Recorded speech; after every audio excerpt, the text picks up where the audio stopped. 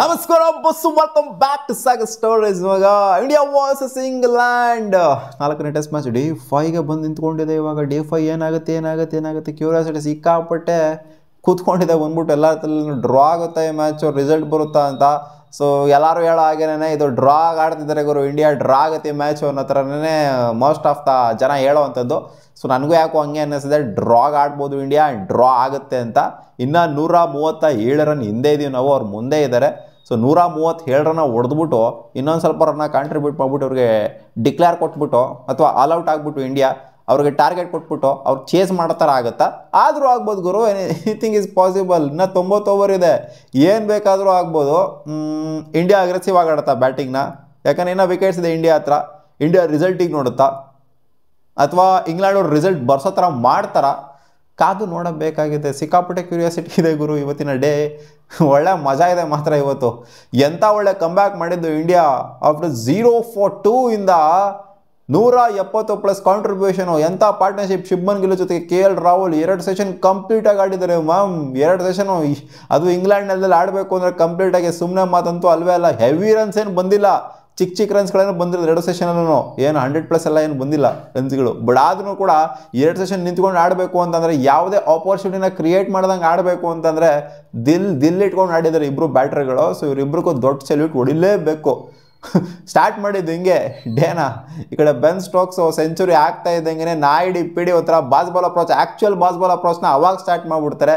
ಇಲ್ಲ ಗುರು ರನ್ಸ್ ಹೊಡಿತೀವಿ, ನಾಯಿಡಿ PD T20 ಆಡ್ದಂಗೆ ಆಡ್ತೀನಿ ನಾನು ಅಂತ ನಾಯಿಡಿ ಪಿಡಿ ಹಾಕೊಂಡು ಚಚ್ತಾ ಇರ್ತಾರೆ. ಈ ಕಡೆ ನೋಡಿ ಎಲ್ಲರೂ ಕಾಂಟ್ರಿಬ್ಯೂಟ್ ಮಾಡಿದ್ದಾರೆ ಗುರು ಇಂಗ್ಲೆಂಡಲ್ಲಿ. ಈ ಕಡೆ ಡಾಸನು ಜೊತೆಗೆ ಬ್ರ್ಯಾಂಡನ್ ಕಾಜ್ 47 ರನ್ ಅವ್ರದ್ದೇ ಲಾಸ್ಟ್ ವಿಕೆಟಲ್ಲಿ.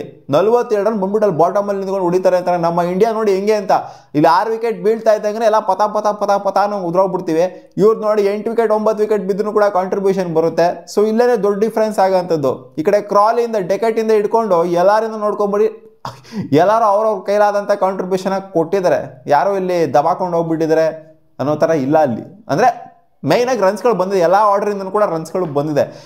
ಮೈನಾಗೆ ಅದೇ ಜೋ ರೂಟು ಜೊತೆಗೆ ಈ ಕಡೆಯಿಂದ ಬೆನ್ ಸ್ಟೋಕ್ಸು. ಎಂಥ ಒಳ್ಳೆ ಆಟ ಆಡಿದ್ದು ಬೆನ್ ಸ್ಟೋಕ್ಸು, ಒಳ್ಳೆ ಕ್ವಾಲಿಟಿ ಆಲ್ರೌಂಡರ್ ಅಂತ ಮತ್ತೆ ಪ್ರೂವ್ ಮಾಡ್ತಾ ಇದ್ದಾರೆ. ಸೊ ಈ ಮ್ಯಾಚ್ನ ಗೆದ್ರು ಅಂತಂದರೆ ಅವ್ರದ್ದು ಕೂಡ ಒಂದು ಒಳ್ಳೆ ಕಾಂಟ್ರಿಬ್ಯೂಷನ್ ಅಂತೂ. ಇನ್ಫ್ಯಾಕ್ಟ್ ಅವರೇ ಮತ್ತೆ ಪ್ಲೇಯರ್ ಆಫ್ ದ ಮ್ಯಾಚ್ ಆದರೂ ಆಶ್ಚರ್ಯ ಪಡುವಂಥದ್ದೆಲ್ಲ ಏನಿಲ್ಲ. ಇನ್ ಕೇಸ್ ಏನಾದ್ರು ಗೆದ್ರು ಅಂತಂದರೆ ಅಗ್ದಿರೋಂಥ ವಿಕೆಟ್ಗಳು, ಹೊಡೆದಿರೋಂಥ ರನ್ಸ್ಗಳು, ಇನ್ಫ್ಯಾಕ್ಟ್ ಅವ್ರು ಡ್ರಾ ಆದ್ರೂ ಕೂಡ ಅವರೇ ಪ್ಲೇಯರ್ ಆಫ್ ದ ಮ್ಯಾಚ್ ಆಗುವಂಥ ಸಾಧ್ಯತೆ ಎದ್ದಿದ್ದು ಕಾಣಿಸ್ತಾ ಐತೆ ಮಾಮ್. ಏನು ಆಡಿದ್ದು ಗುರು ನಿನ್ನೆ. 669 ರನ್ ಇಂಡಿಯಾ ಕನ್ಸಿಡರೇ ಮಾಡಿಲ್ಲ ಲಾಸ್ಟ್ 11 ವರ್ಷದಲ್ಲಿ. ಇನ್ಫ್ಯಾಕ್ಟ್ ವಿರಾಟ್ ಕೊಹ್ಲಿ ಅವರ ಕ್ಯಾಪ್ಟನ್ಸಿಲ್ ಆಗಿರಲಿ, ಜೊತೆಗೆ ರೋಹಿತ್ ಶರ್ಮಾ ಅವರ ಕ್ಯಾಪ್ಟನ್ಸಿಲ್ ಆಗಿರಲಿ 600+ ಹೊಡೆಸ್ಕೊಂಡೇ ಇಲ್ಲ ನಾವಲ್ಲಿ. ಲಾಸ್ಟ್ 11 ವರ್ಷದಲ್ಲಿ 600+ ಹೊಡೆಸ್ಕೊಂಡ್ಬಿಟ್ವಲ್ಲ ನಾವಿಲ್ಲಿ. ಸೊ ಆ ಥರ ಬೌಲಿಂಗ್ನ ಮಾಡಿದ್ದೀವಿ. ರೋಸ್ಟ್ ಆಗೋಗ್ಬಿಟ್ಟಿದ್ರು ಅಂತ ಹೇಳ್ಬೇಕು ನಮ್ಮ ಬೌಲರ್ಸ್ಗಳು. ಎಲ್ಲಿಂದ ಬತ್ತೋಗುರು ವಿಕೆಟ್ಸು ಅನ್ನೋ ಥರ. ಒಂದೇ ಇನ್ನಿಂಗ್ಸಲ್ಲಿ 311 ರನ್ನ ಯೂಜ್ ಮಾರ್ಜಿನ್ನ ಲೀಡು ಅಂತ ಅಂದರೆ ಟೆಸ್ಟ್ ಮ್ಯಾಚ್ನ ಒಂಥರ ಬಿಟ್ಟಂಗೆ ಲೆಕ್ಕ ಆಗೋಗ್ಬಿಟ್ಟಿತ್ತು. ಬಟ್ ನಾವು ಒಂಥರ ಕಮ್ಬ್ಯಾಕ್ ಮಾಡಿರೋದಲ್ಲಿ ಅಂತಂದರೆ ಈ ಕಡೆ KL ರಾಹುಲಿಂದ ಶುಭ್ಮನ್ ಗಿಲ್ಲಿಂದ ಕಮ್ಬ್ಯಾಕ್ ಮಾಡಿದ್ವಿ. ಯಾಕಂದರೆ 2 ಸೆಷನ್ನು ಇಲ್ಲಿ ರನ್ಸ್ ಮೇನ್ ಅಲ್ಲ, 2 ಸೆಷನ್ ಬ್ಯಾಟಿಂಗ್ ಆಡೋದು ಮೇನು. 2 ಸೆಷನ್ ನಿಂತ್ಕೊಂಡು ಅಲಚ್ಚಾಗೆ ಪಾರ್ಟ್ನರ್ಶಿಪ್ನ ಬಿಲ್ಡ್ ಮಾಡೋದಿದೆಯಲ್ಲ, ರನ್ಸ್ ಹೊಡೆಯೋದ್ರ ಜೊತೆಗೆ. ಸೊ ಇದು ಮೇನ್ ಆಗಿತ್ತು. ಇವತ್ತು 3 ಸೆಷನ್ ಬಾಕಿ ಇದೆ, 90 ಓವರ್ ಬಾಕಿ ಇದೆ. ಏನಾಗುತ್ತೆ? ನಿಂತ್ಕೊಂಡು ಇಬ್ಬರು ಆಡ್ತಾರ, ಏನು ಡ್ರಾಗ್ ಆಡ್ತಾರ, ಟುಕು ಆಡ್ತಾರ, ರನ್ಸಿಗೆ ಆಡ್ತಾರ? ಇಂಗ್ಲೆಂಡ್ ಅವರು ವಿಕೆಟ್ಸ್ನ ಎತ್ತಾರ. England wickets ಎತ್ತಲೇಬೇಕು. ಇನ್ನೇನು ಅವರು ರನ್ಸ್ನ ಕಟ್ಟಾಕೋದಕ್ಕೆ ಅವರು ಅಟ್ಯಾಕಿಂಗ್ ಅಪ್ರೋಚಲ್ಲೇ ಇರ್ತಾರೆ ಫೀಲ್ಡ್ ಸೈಟು. ಅವರು ರನ್ಸ್ ಹೋಗುತ್ತೆ ಅನ್ನೋ ತಲೆನೇ ಕೆಡಿಸ್ಕೊಳ್ಳೋದಿಲ್ಲ ಅವ್ರು. ಯಾಕಂದರೆ ಅವ್ರಿಗೆ ಹೆಂಗಿದ್ರು ಡ್ರಾ ಆಗುತ್ತೆ, ಇವ್ರಿಗೆ ಕಟ್ಟಾಕ್ಬಿಡ್ತು ಅಂದರೆ ಫ್ರೀ ಬಿಡ್ತು ಅಂತಂದರೆ, ಈಚೆ ಕಡೆ ನಿಲ್ಲಿಸ್ಬಿಡ್ತು ಫೀಲ್ಡೆಲ್ಲ, ರನ್ಸ್ನ ಕಟ್ಟಾಕಕ್ಕೆ ಹೋಯ್ತು ಅಂತಂದರೆ ಫುಲ್ಲು ಎಲ್ಲ ಅವನಜ್ಜಿ ಛತ್ರಿ ಕಟ್ಬಿಡ್ತಾರೆ ಅಂತ ಅನ್ನಿಸ್ತಾ ಇದೆ ನನಗೆ ಇವತ್ತು. ಪಕ್ಕ ಅವನಜ್ಜಿ ನೋಡ್ಕೊಳ್ಳಿ, ಇವತ್ತು ಫುಲ್ಲು ಅಟ್ಯಾಕಿಂಗ್ ಅಪ್ರೋಚ್ ಇರುತ್ತೆ. ನಜ್ಜಿ ಸ್ಲಿಪ್ಪು ಎಲ್ಲ 30 ಯಾರ್ಡ್ಸಲ್ಲೇ ಇರ್ತಾರೆ ಪಕ್ಕ. ಬರ್ತಿದ್ದಂಗೆ ಬುಮ್ರಾನೇ ಬೋಲ್ಡ್ ಮಾಡಿದ್ರು. ನೆನ್ನೆ ಒಂದು ಸ್ವಲ್ಪ ಇದ್ರಲ್ಲಿ ಕಾಣಿಸಿದ್ರು ಬುಮ್ರಾ ಅವ್ರು. ಬರ್ತಿದ್ದಂಗೆ ಬೋಲ್ಡ್ ಮಾಡಿದ್ರಿಂದ ಒಂಥರ ಉರುಪಲ್ಲಿ ಕಾಣಿಸಿದ್ರು. ಬಟ್ ಆದರೆ ನಾವು ಎಕ್ಸ್ಪೆಕ್ಟೇಷನ್ ಏನೋ ಇತ್ತು ಬುಮ್ರಾ ಅವ್ರ ಮೇಲೆ, ಈ ಒಂದು ಮ್ಯಾಚ್ ಅವನ ಅಜ್ಜಿ ಏನೇನೋ ಮಾಡ್ಬಿಡ್ತಾರೆ ಅಂತ.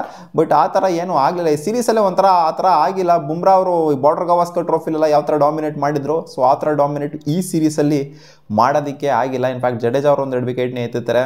ಮೈನ್ ವಿಕೆಟ್ ಬೆನ್ ಸ್ಟೋಕ್ಸ್ ಅವರೇ ಅಲ್ವಾ ಎತ್ತಿದ್ದು. ಲಾಂಗ್ ಆನಲ್ಲಿ ಕ್ಯಾಚ್ ತೊಗೊಂಡಿದ್ದು ಸಾಯಿ ಸುದರ್ಶನ್ ಅವರು. ಬ್ರ್ಯಾಂಡನ್ ಕಾರ್ಸ್ ಅವ್ರನ್ನ ಮೆಚ್ಕೊಳ್ಳೇಬೇಕು. 47 ರನ್ ಕ್ರೂಷಿಯಲ್ ಕಾಂಟ್ರಿಬ್ಯೂಷನು ಕೊಟ್ಟಿದ್ದಾರೆ. ಸೊ ಅವ್ರದ್ದು ಕೂಡ ಒಂಥರ ನೋಡಿ ಅಳಿಲು ಸೇವೆ ಅಂತ ಹೇಳ್ಬೇಕು. ಅಳಿಲು ಸೇವೆ ಅಲ್ಲ, ಮೇನ್ ಸೇವೆನೇ ಅಲ್ಲಿ. ಎಲ್ಲ ನೋಡಿ ಎಲ್ಲರಿಂದನೂ ಕಾಂಟ್ರಿಬ್ಯೂಷನ್ ಬಂದಿದೆ ಗುರು, ಬಾಟಮ್ವರೆಗೂ ಕೂಡ ಕಾಂಟ್ರಿಬ್ಯೂಷನ್ ಅಂತಂದರೆ ಹೆಂಗೆ ತಡ್ಕೊಬೇಕು ಇಂಡಿಯನ್ ಬೌಲರ್ಸ್ಗಳು. ಇನ್ನು ಇಂಡಿಯನ್ ಬ್ಯಾಟಿಂಗ್ ಅಂತ ಬಂದಾಗ 0 for 2 ಗುರು, 0 for 2, 2 ವಿಕೆಟ್ ಪಾಟನ್ನು ಉದುರ್ಕೊಂಡು ಹೋಗಿದ್ದು. SSP ಜೈಸ್ವಾಲ್ ಕ್ಲೂಲೆಸ್ ಆಗೋಗ್ಬಿಟ್ರು ಕ್ರಿಸ್ ವೋಕ್ಸ್ನ ಬೌಲಿಂಗಿಗೆ. ಎಲ್ಲಿ ಬಂದು ಎಲ್ಲಿ ಬಿದ್ದು ಎಲ್ಲಿ ಎಗ್ರಿ ಯಾರು ಕ್ಯಾಚ್ ಹಿಡಿದ್ರು ಅನ್ನೋದಾಗ ಗೊತ್ತಾಗಲಿಲ್ಲ. ಅಲ್ಲಿ ಆ ಥರ ಒಂಥರ ಸ್ಟಂಡಾಗಿ ನಿಂತ್ಕೊಂಡ್ಬಿಟ್ರು SSP ಜೈಸ್ವಾಲ್ ಅವರು. ಆ ಕಡೆ ಬರ್ತಾ ಇದ್ದಾಗ ಅವನೇ ಹ್ಯಾಟ್ರಿಕಲ್ಲ ಹೋಗ್ಬಿಟ್ರಲ್ಲ ಅಲ್ಲಿ, ಅವನೇ ಹ್ಯಾಟ್ರಿಕಲ್ಲಿ ಬಚಾವಾಗಿದ್ದು. ಜಸ್ಟ್ ಡ್ರಿಫ್ಟ್ ಆಯಿತು ಅಷ್ಟೇ ಶುಭ್ಮನ್ ಗಿಲ್ಲಿಗೆ, ಅದು ಡೌನ್ ದ ಲೆಗ್ ಹೋಗ್ಬಿಟ್ಟು. ಏನಾರು ಸ್ವಲ್ಪ ಈ ಕಡೆ ಬಂದಿತ್ತು ಅಂದರೆ ಹ್ಯಾಟ್ರಿಕೇ ಆಗೋಗ್ಬಿಟ್ರದಲ್ಲಿ ಕ್ರಿಸ್ ವೋಕ್ಸಿಗೆ. ಸಾಯಿ ಸುದರ್ಶನ್ ಬಾಲ್ನ ಬಿಡೋಕೆ ಹೋಗ್ಬಿಟ್ಟು ಔಟ್ ಆಗಿದ್ದು.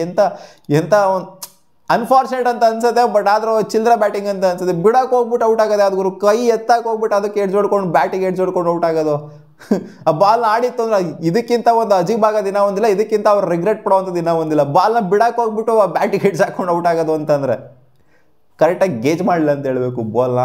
ಅಲ್ಲಿಂದ ಬೀಳಾದಂಥ ಪಾರ್ಟ್ನರ್ಶಿಪ್ಪು. ಇನ್ಫ್ಯಾಕ್ಟ್ ರನ್ಸ್ ಏನು ಅಷ್ಟೇನಾಗಿ ಬಂದಿಲ್ಲ. ಸೆಕೆಂಡ್ ಸೆಷನ್ ಬಂದಿರುವಂಥದ್ದು, ಫಸ್ಟ್ ಸೆಷನ್ 126 ರನ್ನು ಇಂಗ್ಲೆಂಡ್ರು ಕೂಡ ಬ್ಯಾಟಿಂಗ್ ಆಡಿದ್ರು. 5 ವಿಕೆಟು ಫಸ್ಟ್ ಸೆಷನಲ್ಲಿ ಬಿತ್ತು ಅಂದರೆ ಸೆಕೆಂಡ್ ಸೆಷನ್ ವಿಕೆಟೇ ಬಿದ್ದಿಲ್ಲ, ಥರ್ಡ್ ಸೆಷನ್ ಕೂಡ ವಿಕೆಟೇ ಬಿದ್ದಿಲ್ಲ. 85 ರನ್ನು ಸೆಕೆಂಡ್ ಸೆಷನ್ ಇಂಡಿಯಾ ಹೊಡೆದಿರೋದು, 88 ರನ್ನು ಥರ್ಡ್ ಸೆಷನ್ನು ಇಂಡಿಯಾ ಹೊಡೆದಿರುವಂಥದ್ದು. ಸೊ ರೇಟ್ ಏನು ಅಷ್ಟೇನಿಲ್ಲ, 2.59 ರನ್ ರೇಟಲ್ಲಿ ಹೋಗ್ತಾ ಇದೆ. ಇಂಡಿಯಾ ಇಲ್ಲಿ ವಿನ್ನಿಂಗ್ ನೋಡ್ತಾ ಇರಲಿಲ್ಲ ಡೇ 4ಅಲ್ಲಿ. ಡೇ 5 ಏನು ಮಾಡುತ್ತೆ ಅಂತ ಗೊತ್ತಿಲ್ಲ. ಡೇ 5 ಕೂಡ ಇಂಡಿಯಾ ವಿನ್ನಿಂಗ್ ನೋಡಲ್ಲ, ಇಂಡಿಯಾ ಡ್ರಾಗ್ ನೋಡುತ್ತೆ ಅಂತ ನನಗೇನೋ ಸ್ಟ್ರಾಂಗ್ ಆಗಿ ಅನ್ನಿಸ್ತು. ಏನು ವಿನ್ನಿಂಗ್ ನೋಡ್ತಾರೆ? 137 ರನ್ ಹೊಡಿಬೇಕು ಇನ್ನ ಅಲ್ಲಿ. ಇವ್ರು ಫಸ್ಟ್ 137 ರನ್ನ ಹೊಡೆದ್ಬಿಟ್ಟು ಅವರಿಗೆ ಟಾರ್ಗೆಟ್ ಕೊಡಬೇಕು ಅಂತಂದರೆ ಇನ್ನೂ ಒಂದು 200-250 ರನ್ ಹೊಡಿಬೇಕಲ್ಲಿ. ಇಂಗ್ಲೆಂಡ್ ಅವ್ರು ಹೆಂಗೆ ಬೇಕಾದ್ರೂ ಆಡ್ತಾರೆ ಬ್ಯಾಟಿಂಗ್ ಡೇ ಎಂಡಲ್ಲಿ. ಅವ್ರು ರಿಸಲ್ಟ್ಗೆ ನೋಡ್ತಾ ಇರ್ತಾರೆ. ಇಷ್ಟೊಂದೆಲ್ಲ ಕಷ್ಟಪಟ್ಬಿಟ್ಟು ಅವರು ಇದಕ್ಕೆ ಡ್ರಾಗ್ ನೋಡ್ತಾ ಇರೋದಿಲ್ಲ. ಇನ್ ಕೇಸ್ ಏನು ಟಾರ್ಗೆಟ್ ಕೊಟ್ಬಿಟ್ಟು ಡಿಕ್ಲೇರ್ ಮಾಡಿದ್ರು ಅಂತ ಅಂದರೆ 137 ರನ್ ಫಸ್ಟ್ ಹೊಡಿಬೇಕು ಇವರು. ಅದಾದ್ಮೇಲೆ ನೋಡಬೇಕು ಇಲ್ಲಿ ರಿಸಲ್ಟಿಗೆ ನೋಡಬೇಕಾ ಅಥವಾ ಡ್ರಾಗ್ ನೋಡಬೇಕಾ ಅಂತ. ಬಟ್ ಡ್ರಾಗೇನೆ ನೋಡ್ತಾರೆ ಅಂತ ನನಗೇನೋ ಅನ್ನಿಸ್ದೆ. ಬಟ್ ಇಂಗ್ಲೆಂಡು ರಿಸಲ್ಟ್ಗೆ ನೋಡ್ತಾ ಇರ್ತಾರೆ. ಇಷ್ಟೊಂದೆಲ್ಲ ಕಷ್ಟಪಟ್ಬಿಟ್ಟು ಖಂಡಿತ ಅದೇ 137 ರನ್ ಒಳಗಡೆ ಆಲ್ಔಟ್ ಮಾಡೋದಕ್ಕೆ ನೋಡ್ತಾ ಇರ್ತಾರೆ ಇವ್ರನ್ನ. ನೋಡೋಣ ಅದೇನಾಗುತ್ತೆ ಅಂತ. ಮತ್ತೆ ಸಿಗೋಣ ಮುಂದಿನ ವಿಡಿಯೋದಲ್ಲಿ. ನನ್ನ ಪ್ರಕಾರ ಇವತ್ತು ಡ್ರಾ ಆಗುತ್ತೆ.